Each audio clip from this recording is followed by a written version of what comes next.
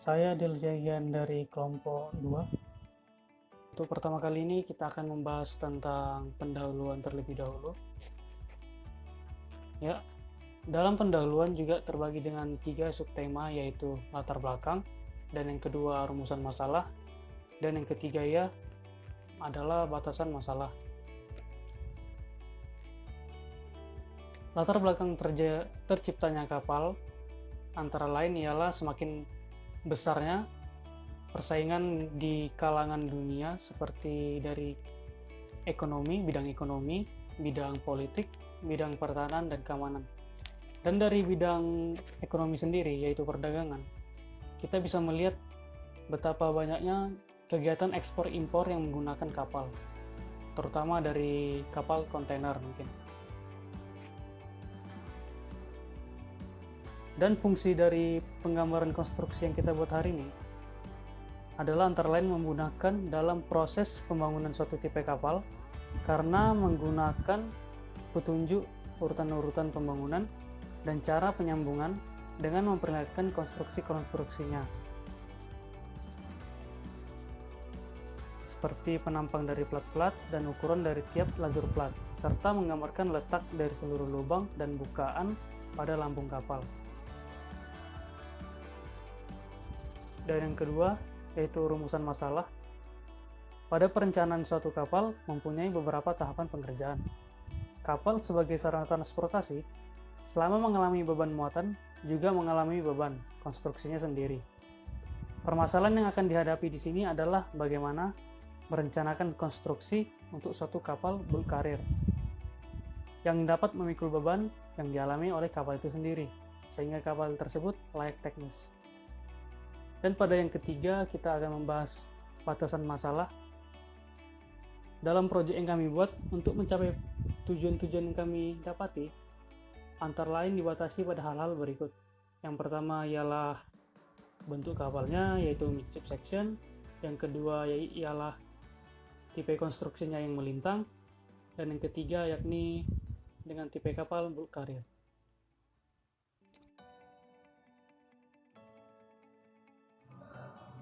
Perkenalkan, nama saya Stefanus. Di video kali ini saya akan menjelaskan dasar teori yang terdiri dari midship, tipe konstruksi, dan tipe kapal. Pertama-tama saya akan menjelaskan midship section.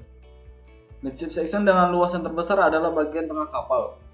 Lebar terbesar dari penampang garis waterline juga pada bagian tengah kapal. Berikut ini adalah elemen-elemen bentuk kapal yang tampak pada midship section. Yang pertama ada urang, manhole, center girder, side girder, web frame, bracket, profil T, sail plate, dan ambang palka. Pertama saya akan menjelaskan apa itu urang. Urang merupakan bagian konstruksi kapal yang menggunakan konstruksi alas ganda atau double bottom, berupa pelat yang melintang sepanjang lebar kapal. Ada 3 jenis ruang, yaitu ruang plat atau solid floor, ruang terbuka atau open floor, dan ruang kedap air yang bisa disebut dengan watertight floor. Ruang sangat berguna dalam menambah kekuatan melintang kapal. Yang kedua ada manhole. Manhole merupakan elemen konstruksi yang banyak dijumpai pada jenis ruang plat solid floor. Pemasangan manhole atau lubang manusia pada alas ganda berguna untuk tempat jalannya pekerja pada waktu pengelasan dan pemeriksaan alas kapal. Bentuk manhole adalah bulat atau lonjong dan dibuat secukupnya agar orang bisa masuk dan keluar lewat manhole. Ketiga ada center girder. Center girder merupakan pelat penumpu yang terletak vertikal pada bagian tengah konstruksi alas. Berfungsi agar di dalam ruang dasar ganda dapat dilaksanakan pekerjaan pada pembuatan reparasi kapal ketika kapal kandas pada dasar perairan dan terjadi pada pelat kulit. Yang keempat ada side girder. Bentuknya vertikal, merupakan pelat penumpu yang terletak di kiri dan kanan center girder atau penumpu tengah, di mana bersama-sama center girder menambah kekuatan memanjang kapal dan ikut mengambil bagian pada lengkungan kapal. Kemudian ada web frame, merupakan penegar-penegar sebagai penguat pelat lambung. Web frame juga berfungsi sebagai penerus gaya-gaya atau beban yang diterima oleh pelat sisi untuk disalurkan ke konstruksi dasar, terutama pada sistem rangka konstruksi melintang. Kemudian ada bracket. Bracket merupakan plat siku yang berfungsi sebagai penguat sambungan antara dua elemen konstruksi. Misalnya digunakan pada sambungan antara balok geladak dengan gading besar atau dengan gading utama. Kemudian ada profil T-bar, merupakan penguat plat yang kami gunakan pada bagian double bottom dalam arah melintang.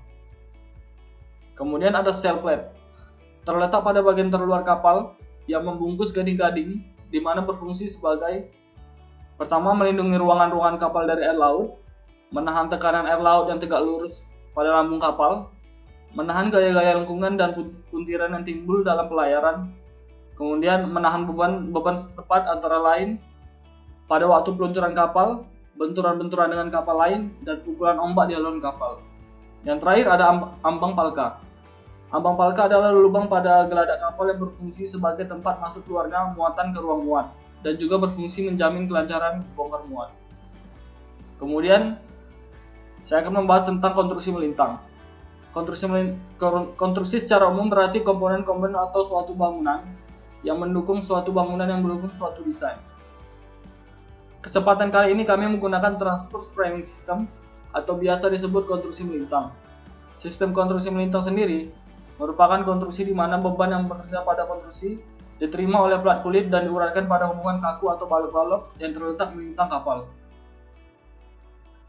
Ada beberapa keuntungan dan kerugian dari konstruksi melintang. Pertama, keuntungannya yaitu menghasilkan konstruksi yang sederhana, mudah dalam pembangunannya, kekuatan melintang kapal sangat baik dengan adanya gading utama, jumlah dinding sekat melintang diperkecil dan memperkecil ruang palka. Dan untuk kerugiannya, karena tidak ada konstruksi memanjang yang tidak terpotong, maka modulus penampang melintang kapal adalah kecil. Kestabilan plat kulit lebih kecil dan hanya baik untuk kapal berukuran pendek. Apa itu kapal bulk carrier? Kapal bulk carrier atau kapal kargo curah adalah kapal untuk dagang yang dirancang untuk mengangkut kargo curah unpackaged, seperti contoh batu bara dan semen. Adapun kelebihan dari kapal ini mempunyai daya angkut yang besar. Dan dalam proyek midship section, kami ingin menampilkan konstruksi melintang kapal dengan tipe kapal bulk carrier.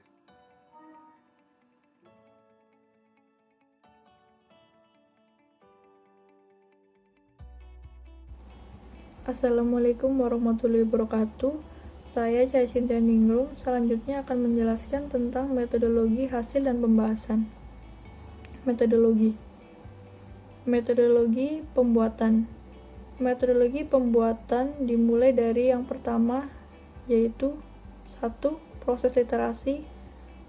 Proses literasi di sini maksudnya adalah proses menentukan tipe serta dimensi kapal yang akan kami gunakan untuk model midship konstruksi melintang.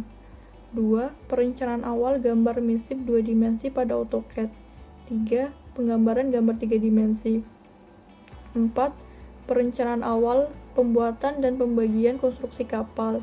5. Marking dan cutting bahan sesuai dimensi yang telah ditentukan. 6. Proses part assembly konstruksi. 7. Proses block assembly.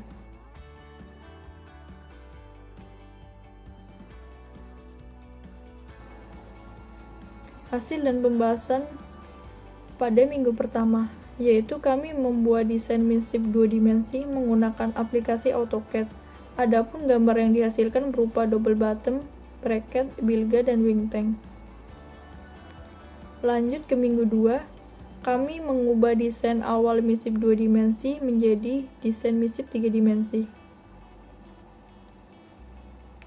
Dan pada minggu ketiga, yaitu kami melakukan proses marking dan cutting untuk bagian double bottom.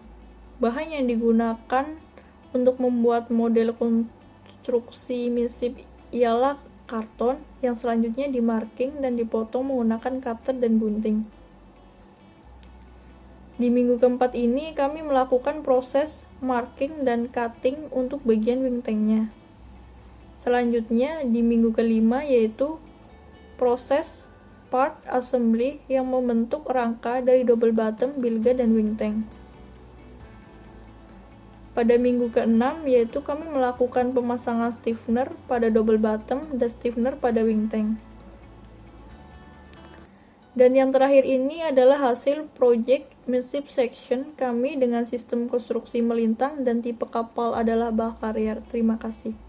Sekian presentasi dari kelompok 2, kurang dan lebihnya kami mohon maaf. Wassalamualaikum warahmatullahi wabarakatuh.